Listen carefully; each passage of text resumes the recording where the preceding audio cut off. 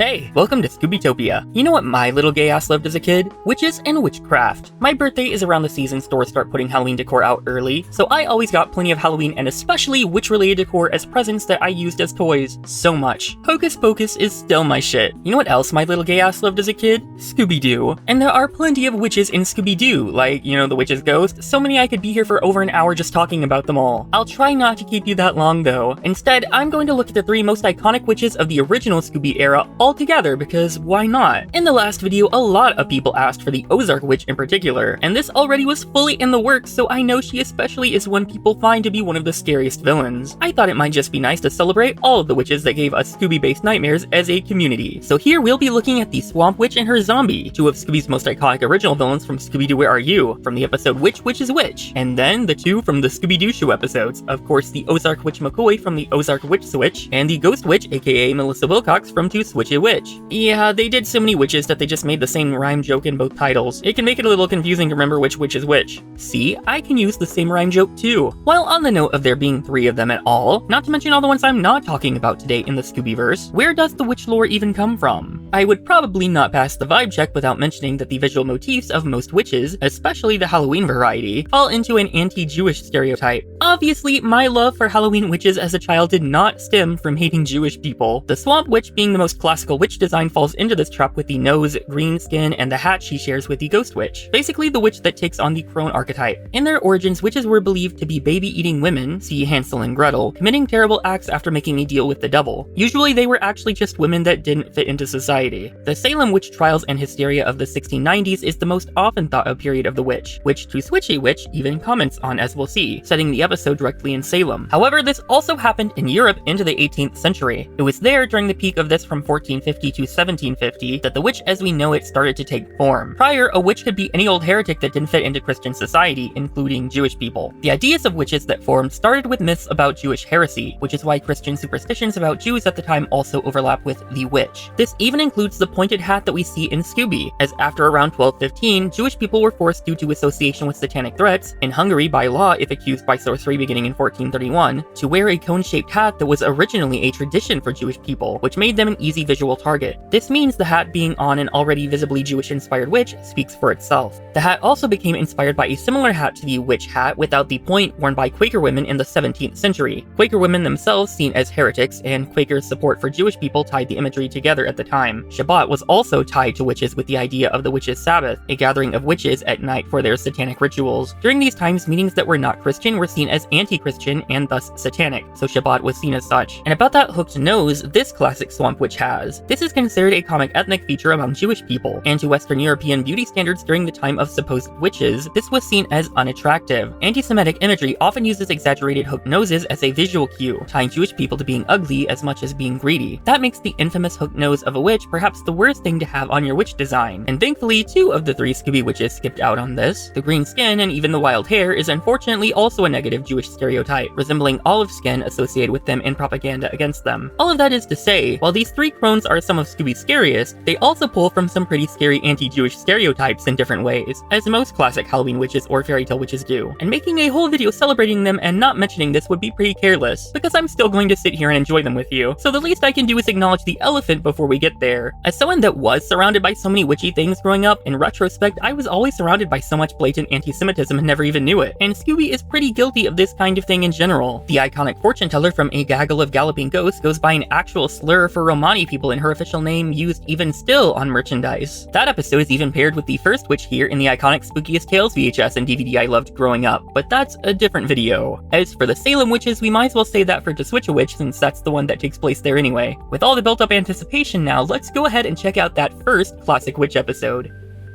It's time for the iconic Swamp Witch that started it all. I'm sure this is one nobody needs a reminder of. Which Witch is Which is the 13th episode of the original series, Scooby-Doo Where Are You? And the 13th episode of the entire franchise overall, airing December 6, 1969. This episode actually opens in the swamp as a zombie navigates the waters. The same zombie we saw a copy of in the Mamba Wamba episode. I have a video on that. The gang meanwhile get lost on a failed fishing trip, so they stop to ask a stranger for directions, which turns out to be the moaning zombie. The zombie would already make this list on his own. The gang stop at a general store hoping to find out what just happened. A man named Zeke saying the zombie was brought to life by a witch with voodoo magic. Not unlike Mamba Wamba, the witch using supposed voodoo magic is another definite harmful stereotype. She can't really get around being evil. Zeke tells the story of he and his partner Zeb when they found the witch. They don't specify further, so I'll just assume he means his gay life partner. Anyway, this is our first real look at our first witch. Smoke of darkness, demon of evil, take the form of the living and come forth from the flames. Something that really adds a memorable creepy effect is the performance by Don Messick, as yes, the voice of Scooby himself is also the witch. It's a really off-putting performance that matches what you might want a creepy old crone to sound like. She's also the first woman villain of the entire series by this point. Zeke says everyone's so scared they left except he and Zeb won't even leave his home now out of fear. The boys are sent over to see if they can find anything over old Zeb's place, and one thing I'll say is often missing in the Scooby-Doo show as much as I praise it, you can't get any better than the moody atmospheric painted backgrounds in Where Are You? There's really nothing like it. Upon closer inspection, Shaggy finds a voodoo doll of Zeb, again like in the Mama Wamba episode, which Velma confirms is just a doll and not actually Zeb. The Swamp Witch and her zombie float through the swamp again, and the atmosphere is just perfect, really creepy stuff as the gang watches. The pair disappear as the gang follow, but they do see warning signs that again are just beautifully detailed and painted. Likewise for the creepy voodoo shack the witch resides in, where they find voodoo dolls of themselves now. Scooby even getting a jab in on Shaggy that he finds quite humorous until the witch also joins his laughter. You dared enter the swamp in spite of my warning signs. You shouldn't believe everything you read. Exactly, girl, think for yourself. Unfortunately, thinking for yourself also means a witch will make you disappear, leaving only footprints. Velma notices they trail off though. That can only mean one thing. Like she had big feet? They investigate below and confirm the trap door, Scooby discovering footprints that lead them to an old riverboat, as well as the zombie's boat which has a metal-tipped pole. The creepy old witch and her zombie are waiting though as they begin searching. Shaggy opening an old box with some shoes he finds are attached to the zombie waiting, who teleported I guess. He chases them throughout the boat until they ditch him, while the others look for Daphne and hear a noise, Velma trying to imitate movies by finding a secret trigger to open the door. I never saw it done that way in a movie. It must have been in a soap opera. Get it? Because it's soap? Sounds like Daphne. I don't have to make the joke about why she knows what Daphne sounds like making that noise, it's been done. Daphne confirms the creepy duo took her and they find some suspicious items like power tools or a winch, combined with that pole that jogs Velma's mind as the witch reappears, floating through the air until they land down a chute into some coal. The boys think it's safe just to be followed again, so Shaggy jumps in a closet and dons some drag, which might have worked were it not for Scooby's tail. Shaggy tosses him a Scooby snack and he gets the courage to slap his tail out of its hands, which is kind of badass. Not so badass, they get trapped when the witch appears on one side and the zombie on the other. But Shaggy sees a broom, fights the witch for it, and the two try to fly off the boat, crashing down into the smaller boat where the gang mistake them for the witch having captured Scooby. The last time I watched this episode, I was very drunk, and this for some reason killed me. This is so funny. Wait, look at this part.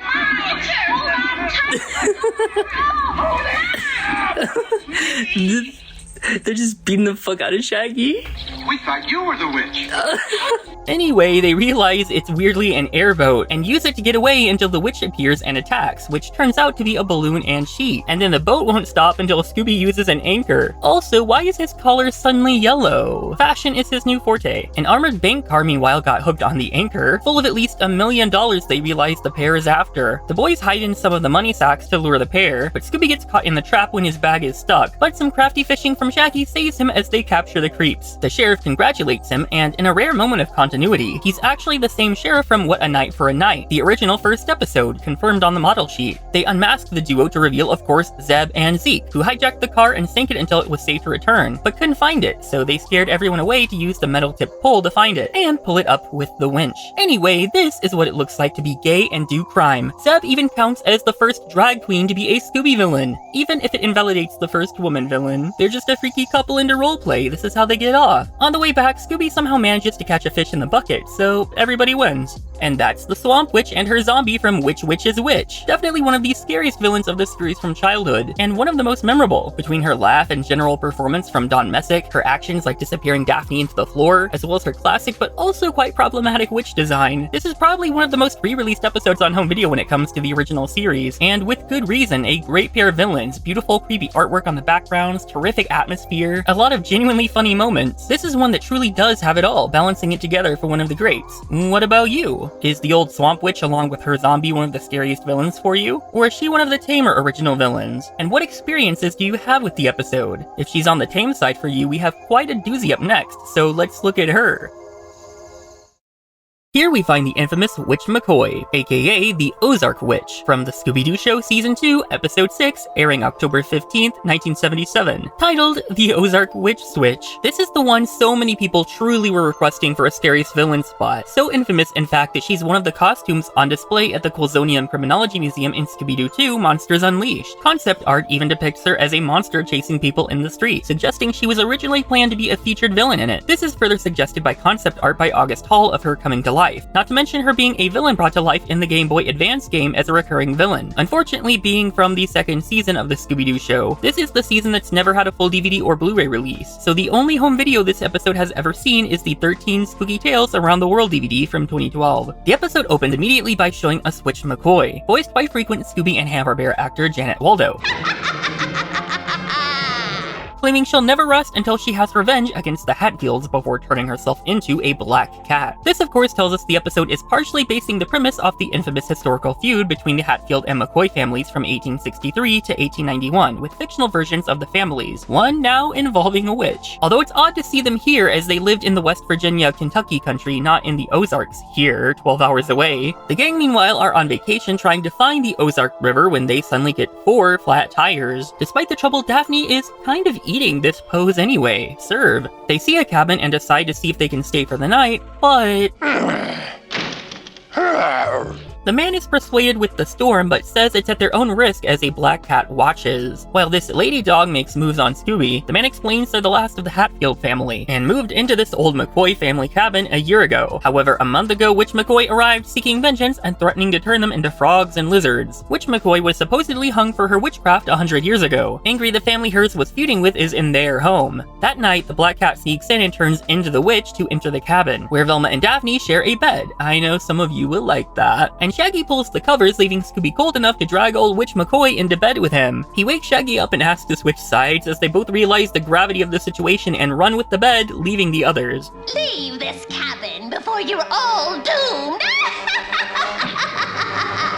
Hearing a scream from Ma Hatfield, they find Pa is gone, turned into a frog as promised. They can't find a single clue, so they split up with the boys going to call the sheriff and the others searching the woods. They find the Spooky Hollow store, I assume a reference to Sleepy Hollow, and Scooby uses his talent to get inside and open the window, making it inside just in time for a woman to enter. They explain themselves, and the woman, voiced by Janet Waldo, allows them to use the phone. Woefully, the line has been cut, and the woman warns them to stay away from Witch McCoy up in her Spider Mountain cave as the black cat shows up, which the boys recognize as the witch. Even though they didn't see her turn into a cat earlier, they already left by then. Elsewhere, the others hear something and find the witch's zombie, just like in the prior episode. Clumsy Daphne trips and scares him away though, vanishing as they're left to wonder what he was digging for. Everyone combining their info, Fred decides they all have to check out the cave, and they already find some marks Daphne takes a photo of for later, then noticing the old sawmill as a marker as they were told while the zombie watches. They split at a fork in the road, Velma going with the boys who find the cave, having to use a log to cross over that's pushed by the zombie, though thankfully Scooby's tail is bouncy enough to land them back up safe. Velma forces the boys to enter, finding a perfect stereotypical witch cave. Everything you want to know about witchcraft but are afraid to ask. 15 nails east to west, middle north, the board with the knot, knock twice and once again, a string will show it all. That's a spell? Maybe it's a clue. They see the cat arrive and hide before it becomes the witch, cackling as she threatens to turn anyone she finds into toads. Velma tosses a pointy hat and cloak on Scooby and throws her voice, convincing her this is a witch and faking a frog with Shaggy, which ends up being what exposes them all. Props to Scooby tossing the frog puppet on her head. Boss move. She's too smart though, trapping them in a net, then moving them into her cauldron to become soup. Dangerously, they manage to hop their way out and over across, then roll down safely into the water. Together, Fred wonders if the spell about nails and boards is a clue about why she's haunting the cabin. As they get back, there's a puff of smoke while the witch cackles, and they find the rest of the family turned into frogs, even the dog. However, they also find a pile of sawdust. They next develop Daphne's photo of the clue, weirdly at a different angle than the one she actually took earlier. I've got an idea. It's Morse code. 3 dots and 2 dashes, SM and sawdust. That's it. They follow the instructions they figure out from the spell, revealing a hidden compartment in the wall that opens another in the floor, which tells Velma all she needs to wrap this up. Having tinkered with things for a trap, the witch falls for it, then separately followed by the zombie, which McCoy celebrates digging up what she's looking for when the zombie says it's his instead, when both get a spook from the Hatfield ghosts, surrounded by more as they threaten to turn her into a frog. She trips into the trigger, dumping a frog costume on her as they present a mirror, while the zombie escapes, so old Scooby chases and manages to bring him back. The sheriff recognizes the so-called zombie as Zeke Harkins, recently escaped bank robber, not associated with the bank robber Zeke from the previous episode, while the witch turns out to be Aggie Wilkins, his ex-girlfriend. How Shaggy knows her name is still a mystery though, she didn't tell him when they met earlier. Old Zeke buried the stolen money and broke out when he realized Aggie figured out his spellbook directions to find it. She had to cook up the witch to get the Hatfields out of the way and used her pet cat for the ruse. Using the Morse code clue and the sawdust, they realize the Hatfields are tied up at the sawmill. Everyone's safe, the Hatfields thank the gang, inviting them to stay for dinner, which the boys happily run to, having to fight some of the livestock to try and get any. And there you have old Witch McCoy. Definitely a strong, creepy design to her. Unfortunately, I don't have personal history with her as I didn't really see this episode in any reruns on TV, and like I said, it didn't come to home video in any form until 2012, so I didn't really grow up with this one at any age to find it scary. But I don't quite see what makes her iconic enough to have been represented in the second live-action movie over the Swamp Witch, especially since that changed her and gave her a hat. I can see why those lucky enough to grow up with her would find her scary. Janet Waldo, known usually for playing beautiful young women, does a great switch up at playing an old crone, especially her cackle. And the whole design, especially her dark black eyes, really all stands out, even if she's not the most detailed or inspired villain. At least she's a little different from your basic witch, which the other two fall into, something that makes her stand out. What about you? Did you get to grow up with old Witch McCoy and find a good fright in her? Or did you miss this one like me, or just not find her very spooky? What kind of memories or such do you have with this episode? If you still haven't had your fill in witchcraft, we have one more to look at. It's time for our final witch of the night, the Ghost Witch of the Switch-A-Witch from the Scooby-Doo Show Season 3, Episode 4, airing September 30th, 1978. Awkwardly, only a few episodes away from the last one the year prior. And not only does it steal basically the same joke from the first episode's title for its own, the Ghost Witch's laughs throughout the episode are practically stolen from Witch McCoy in the prior episode, which is no surprise as Janet Waldo also voices them both. So safe to say the Scooby Gang was running out of witch originality by now. Maybe they shouldn't have done two nearly back to back. This episode has been very widely circulated though, even being on the same Spooky Tales DVD as the prior episode, and it made it onto the Best of 50 episode compilation DVD for the anniversary, unlike either of the other two, surprisingly. This episode of course opens in Salem, Massachusetts, although the episode throughout treats it as if Salem is a rural wooded area similar to how Sleepy Hollow is often depicted for aesthetics, when in reality it's a pretty heavily populated small city, including even during the witch trials of old. Try going there during Halloween these days and it's going to be pretty hard to find or do anything you want compared to how easy the gang have it in the episode. We make our way into the cemetery where the caretaker, Garmooney, is digging a grave, commenting that the storm represents bad luck on a Halloween night such as this. We then find the grave of one Melissa Wilcox, who lived from 1733 to 1778. On her grave is the witch's sign to mark her, which is known as the Leviathan Cross in occult circles as well. Known as the alchemical symbol for sulfur too, something also heavily lumped in with the occult, Christians additionally dubbed it the Cross of Satan in the 1960s, a decade before this episode, after use by the founder of the Church of Satan. The double cross atop it symbolized protection and balance, the infinite sign symbolizing the eternal universe and nature being infinite. This was changed in the 60s to mock this and show there was only evil. One thing that doesn't make sense on her grave is her date of death, as she apparently died in 1778. The problem is that the end of the Salem witch trials took place in 1693, 85 years prior. Executions of those accused of witchcraft did in fact continue into the 18th century in parts of Europe, but Salem was the last place it happened in North America, while the last execution in Britain was in 1727, still earlier. We find out in the episode that Melissa was also apparently burned at the stake, which was indeed a popular execution method in Europe for witches. However, it never occurred in North America where Melissa obviously is located. Instead, witches were hanged outside of Giles Corey, a Salem convict crushed with stones. This leaves many questions about this supposed witch and this alternate Salem universe where the witch trials continued for almost another 100 years. Just in time to question her, she appears over her gravestone, cackling away. Mooney runs off shouting that she's back, informing Squire Marley that she made good on her promise to come back over 200 years ago as she was being burned at the stake as mentioned prior. The gang meanwhile are on their way here to visit friend Arlene Wilcox, who seemed upset telling them about the old family home here that she just inherited when the phone cut out. The boys are really excited for trick-or-treating, but Fred reminds them they have to help Arlene first. Meanwhile, Mooney takes Squire Marley through the cemetery to see the grave, where they both are shocked with the witch, again voiced by Janet Waldo, waiting for them.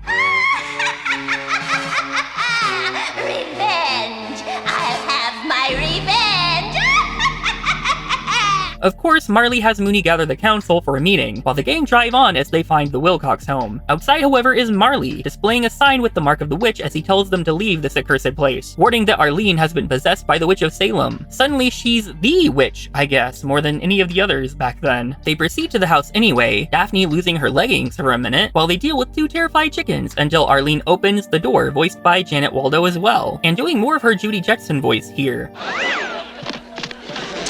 A witch? I know.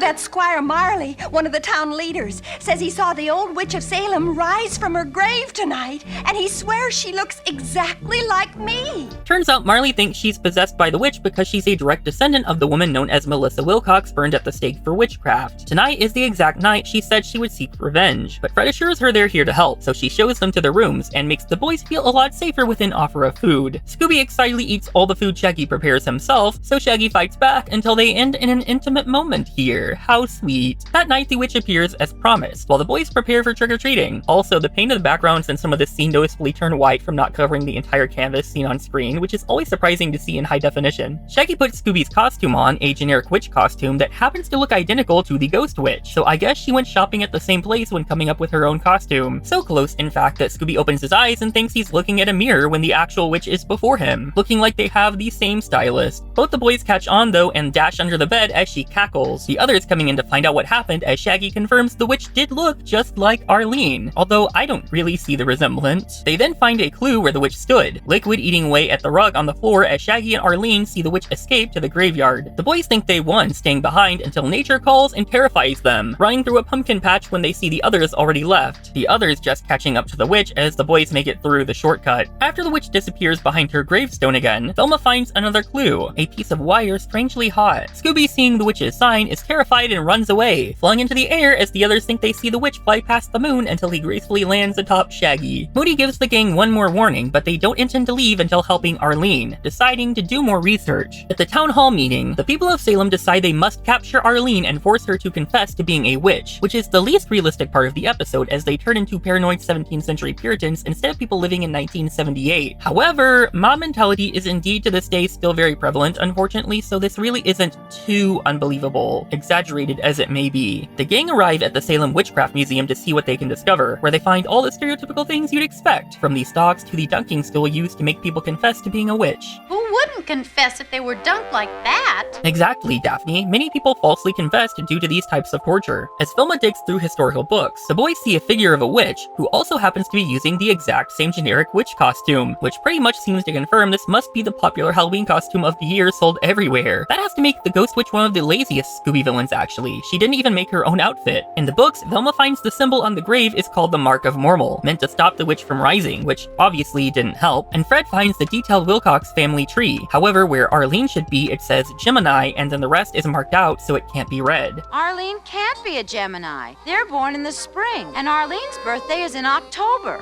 Wait a minute. Gemini.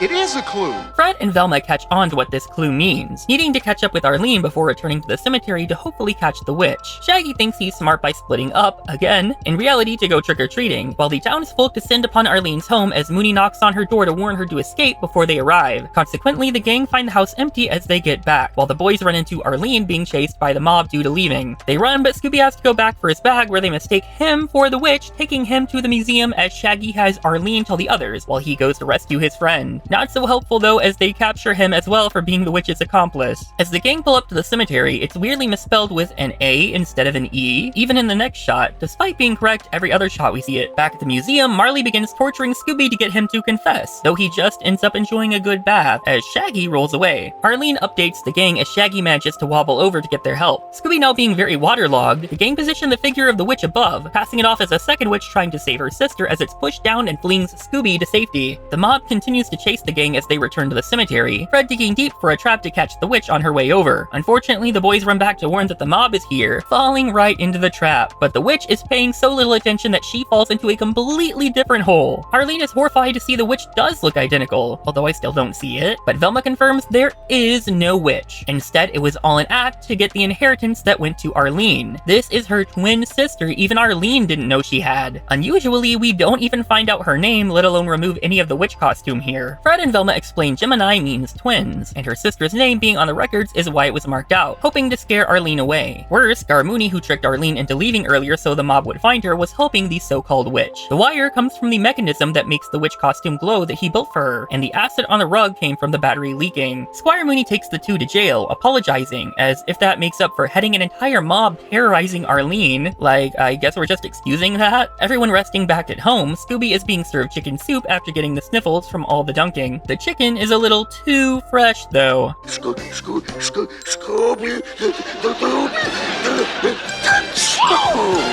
And thus ends the tale of the ghost witch Melissa Wilcox, aka the unnamed twin of Arlene Wilcox. Thankfully, unlike the prior episode, I did get a lot more exposure to this episode growing up from it being so widely available in contrast, including even on the full DVD set of the season, and eventually Blu-ray. And it definitely has a lot going on to make it iconic, from a very classic witch design that also doesn't feature a hook nose like the Swamp Witch, a fun witchy performance from Janet Waldo, who also is charming as ever with her performance as Arlene and really adds to the fear of the episode as the poor girl is being tormented by not only the witch, but also the mob. And the entire setting of Salem and its witches is just very classic and great for Halloween season, even if they Sleepy Hollowified the city. I love that type of setting and aesthetic though, so I can't be too critical of that. It's easy to see why people remember this episode from all of that, and just how fun a lot of it can be with Shaggy and Scooby. I always laughed at poor Scooby being dunked, and the mystery is intriguing enough. A twin nobody knew about is a pretty surprising reveal, but equally makes sense for why they look identical if it's not Arlene. The only thing the ghost witch gets points deducted over is that she bought a generic witch costume same as Scooby, instead of putting effort into something original. She really is just that cheap, already scheming to steal from her sister. I don't know that I ever found the ghost witch scary. I did see this one a little too old for that as well, but she's backed up by a really great setting and ambiance. What about you? Did you grow up with this ghostly witch and have a terrifying time with her? Or is she just kind of generic and boring for you? What's your experience with this episode? That's all we have for this time though, so let's get things wrapping up.